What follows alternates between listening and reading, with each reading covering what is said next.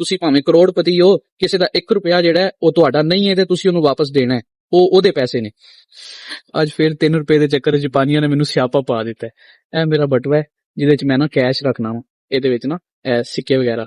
Customer ਬਾਅਦ ਘੱਟ cash order ਕਰਦਾ ਹੈ ਨਾ ਤੇ ਫਿਰ ਉਹ ਕੈਸ਼ ਪੈਸੇ ਮੈਨੂੰ ਦਿੰਦਾ ਹੈ ਤੇ ਮੈਨੂੰ ਬਕਾਇਆ ਦੇਣਾ ਪੈਂਦਾ ਹੈ। ਜਾਪਾਨੀ ਔਰਤਾਂ ਨੇ ਜ਼ਿਆਦਾਤਰ ਨਾ ਉਹਨਾਂ ਨੇ ਆਪਣਾ ਟਾਈਮ ਬਚਾਉਣ ਵਾਸਤੇ ਨਾ ਪੈਸੇ ਪੂਰੇ ਰੱਖੇ ਹੁੰਦੇ ਨੇ। ਹੁਣ ਉਹ ਇੱਕ ਔਰਤ ਨੇ ਆਰਡਰ ਕੀਤਾ ਸੀ, ਉਸ ਆਰਡਰ ਦਾ ਬਿੱਲ ਜਿਹੜਾ ਨਾ ਉਹ ਬਣਿਆ 3903 ਰੁਪਏ ਤੇ ਉਹਨੇ ਮੈਨੂੰ ਦਿੱਤਾ 4000 ਰੁਪਇਆ ਤੇ ਮੈਂ ਹਿਸਾਬ ਕੀਤਾ ਤੇ ਮੈਂ 97 ਰੁਪਏ ਵਾਪਸ ਦੇਣੇ ਸਨ ਉਹਨੂੰ। ਮੈਂ ਹੁਣ ਨਾ ਫਰੋਲਣ ਲੱਗ ਪਿਆ, ਮੇਰੇ ਹੱਥ ਬਹੁਤ ਜ਼ਿਆਦਾ ਸਰਦੀ ਬਹੁਤ ਜ਼ਿਆਦਾ ਹੈ ਤੇ ਹੱਥ ਬਹੁਤ ਠੰਡੇ ਸਨ ਤੇ ਮੈਂ ਹੁਣ ਇਹਨਾਂ ਠੀਪਿਆਂ ਦੇ ਵਿੱਚੋਂ ਯਾਨੀ ਕਿ 97 ਰੁਪਏ ਗਿਣ ਕੇ ਕੱਢਣਾ ਥੋੜਾ ਮੁਸ਼ਕਲ ਸੀ। ਮੈਂ ਨਾ 97 ਦੀ ਜਗ੍ਹਾ ਤੇ ਨਾ 100 ਰੁਪਇਆ ਕੱਢ ਕੇ ਨਾ ਉਹਨੂੰ ਉਹਦੇ ਹੱਥ 'ਚ ਫੜਾਇਆ ਤੇ ਫੜਾ ਕੇ ਮੈਂ ਨਿਕਲ ਆਇਆ। ਹੁਣ ਗਲਤੀ ਮੇਰੇ ਕੋਲ ਇਹ ਹੋਈ ਕਿ ਮੈਂ ਉਹਨੂੰ ਕੁਝ ਬੋਲਿਆ ਨਾ ਮੈਂ ਦੇ ਦਿੱਤਾ, ਉਹ ਵੀ ਫੜ ਕੇ ਉਹ ਵੀ ਅੰਦਰ ਚਲੀ ਗਈ। ਥੋੜੀ ਦੇਰ ਬਾਅਦ ਮੈਂ ਅਗਲਾ ਆਰਡਰ ਚੁੱਕਣ ਚਲਾ ਗਿਆ। ਅਗਲਾ ਆਰਡਰ ਮੈਂ ਚੁੱਕਦਾ ਪਿਆ ਸੀ ਤੇ ਮੈਨੂੰ ਕਾਲ ਆ ਗਈ ਹੈਲਪ ਸੈਂਟਰ ਤੋਂ, ਹੈਲਪਲਾਈਨ ਤੋਂ, ਇਹ ਜਿਹੜੀ ਫੂਡ ਡਿਲੀਵਰੀ ਦੀ ਹੈਲਪਲਾਈਨ ਹੈ। ਮੈਂ ਸੋਚਿਆ, ਮੈਂ ਕਿਹਾ ਲੋ ਜੀ ਗੜਬੜ ਹੋ ਗਈ, ਲੱਗਦਾ ਆਰਡਰ ਕੁਝ ਮਿਸਿੰਗ ਹੋ ਗਿਆ ਜਾਂ ਮੈਂ ਸਹੀ ਆਰਡਰ ਸਹੀ ਜਗ੍ਹਾ ਤੇ ਦੇ ਕੇ ਨਹੀਂ ਆਇਆ। ਉਹ ਮੈਂ ਕਿਹਾ ਕੀ ਮਸਲਾ ਹੈ? ਉਹ ਕਹਿੰਦੇ ਨੇ ਕਿ ਜੀ ਇੱਕ ਕਸਟਮਰ ਦੀ ਕਾਲ ਆਈ ਏ ਤੇ ਉਹ ਕਹਿ ਰਿਹਾ ਕਿ ਤੂੰ ਨਾ ਜ਼ਿਆਦਾ ਪੈਸੇ ਦੇ ਗਿਆ ਉਹਨੂੰ ਨਾ।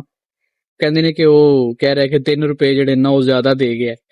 ਮੈਂ ਕਿਹਾ ਯਾਰ 3 ਰੁਪਏ ਮੈਂ ਅਗਰ ਜ਼ਿਆਦਾ ਦੇ ਗਿਆ ਤੇ ਤੁਸੀਂ ਉਹਨੂੰ ਮੁਕਾ ਦਿਓ ਕਿ ਤੂੰ 3 ਰੁਪਏ ਕੋਲ ਰੱਖ ਲੈ। ਪਹਿਲੇ ਉਸ ਔਰਤ ਨੇ ਸੋਚਿਆ ਕਿ 3 ਰੁਪਏ ਮੇਰੇ ਕੋਲ ਜ਼ਿਆਦਾ ਆਏ ਨੇ, ਉਹਨੇ ਜ਼ਿੰਮੇਵਾਰੀ ਲਈ ਹੈ ਤੇ ਉਹਨੇ ਕਾਲ ਕੀਤੀ ਹੈ। ਫਿਰ ਹੈਲਪਲਾਈਨ ਵਾਲਿਆਂ ਨੇ ਵੀ ਨਹੀਂ ਇਹ ਆਖਿਆ ਕਿ ਸਿਰਫ 3 ਰੁਪਏ ਹੀ ਨੇ, ਤੁਸੀਂ ਰਹਿਣ ਦਿਓ। ਹੈਲਪਲਾਈਨ ਵਾਲਿਆਂ ਨੇ ਫਿਰ ਮੈਨੂੰ ਕਾਲ ਕੀਤੀ ਕਿ ਤੂੰ ਆਪਣੇ 3 ਰੁਪਏ ਵਾਪਸ ਲੈਣਾ ਚਾਹੁੰਦਾ ਤੇ ਮੈਂ ਕਿਹਾ ਨਹੀਂ, ਮੈਂ ਨਹੀਂ 3 ਰੁਪਏ ਵਾਪਸ ਲੈਣਾ ਚਾਹੁੰਦਾ। ਤੁਸੀਂ ਉਹਨੂੰ ਕਾਲ ਕਰਕੇ ਕਹਿ ਦਿਓ ਕਿ ਠੀਕ ਹੈ, ਤੂੰ ਮਤਲਬ ਕੋਈ ਮਸਲਾ ਨਹੀਂ ਹੈ, ਤੂੰ ਉਹ 3 ਰੁਪਏ ਆਪਣੇ ਕੋਲ ਰੱਖ।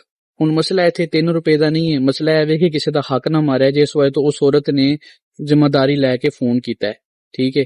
ਭਾਵੇਂ 3 ਰੁਪਏ ਨੇ, ਭਾਵੇਂ 3000 ਹੈ, ਉਹ ਮੇਰੇ ਸੀ, ਉਹ ਮੇਰੇ ਤੋਂ ਬਿਲੋਂਗ ਕਰਦੇ ਸਨ ਤੇ ਉਹਨੂੰ ਮੈਂ ਅਗਰ ਉਹਨੂੰ ਕਹਿ ਆਂਦਾ ਕਿ ਮੇਰੇ ਕੋਲ ਗਲਤੀ ਹੋਈ, ਮੈਂ ਉਹਨੂੰ ਉਸ ਔਰਤ ਨੂੰ ਕਿਹਾ ਨਹੀਂ ਤੇ ਮੈਂ ਜਲਦੀ ਨਿਕਲ ਆਇਆ।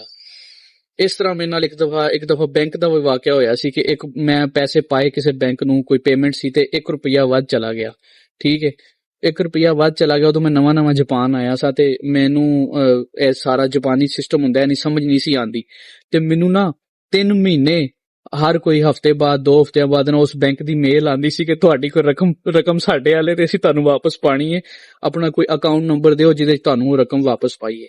ਕਿਉਂਕਿ ਉਹ ਰਕਮ ਜਿਹੜੀ ਮੈਂ ਉਹਨਾਂ ਨੂੰ ਸੈਂਡ ਕੀਤੀ ਸੀ ਉਹ ਮੈਂ ਕਿਸੇ ਹੋਰ ਜ਼ਰੀਏ ਕੀਤੀ ਸੀ, ਉਹਦੇ 'ਚ ਮੇਰਾ ਬੈਂਕ ਅਕਾਊਂਟ ਨਹੀਂ ਸੀ ਉਹਨਾਂ ਕੋਲ ਗਿਆ। ਅਗਰ ਉਹਨਾਂ ਕੋਲ ਹੁੰਦਾ ਤੇ ਉਹ 1 ਰੁਪਿਆ ਮੈਨੂੰ ਵਾਪਸ ਪਾ ਦਿੰਦੇ।